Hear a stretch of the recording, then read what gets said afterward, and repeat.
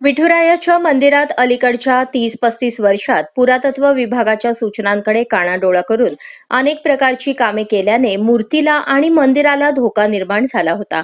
आता पुरातत्व विभागाच्या सूचनेनुसार मंदिराच्या गाभाऱ्यातील ग्रॅनाइट काढण्यात आले असून चौखांबी, सोळखांबी, बाजीराव पडसाळी येथील दगडी कामावर साचलेली धूळ स्वच्छ करण्याचे, भिंतींना पडलेल्या भेगा बुजवण्याचे काम प्रगतीपथावर आहे। या कामांमुळे विठुरायाच्या राऊळाला नवी झळाळी येऊ लागली आहे।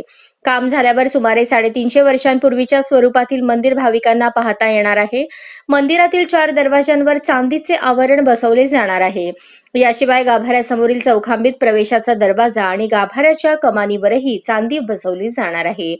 गेल्या 30-35 वर्षांच्या काळात श्री विठ्ठल रुक्मिणी मंदिर समितीने आणि तत्कालीन अधिकाऱ्यांनी पुरातत्व विभागाची कोणतीही परवानगी न घेता मंदिराच्या सुशोभीकरणासाठी अनेक प्रकारची कामे केली। गाभाऱ्यातील जुन्या दगडांवर ग्रॅनाइट बसवण्यात आले, तर अन्य भागात फरशा बसवण्यात आल्या।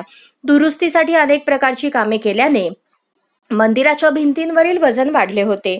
मंदिराच्या भिंतींना अनेक ठिकाणी भेगा पडल्या होत्या, तर काही ठिकाणी भिंतींमधून झाडे उगवली होती। या सर्व गोष्टींमुळे मंदिराला आणि मूर्तीला धोका निर्माण झाला होता।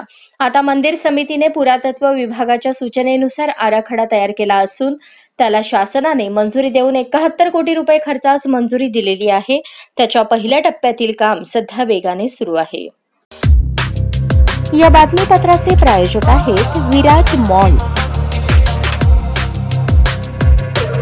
अशाच नवनवीन अपडेटसाठी जनता राज्य न्यूज चॅनलला सबस्क्राइब करा, लाईक करा आणि शेअर करायला विसरू नका।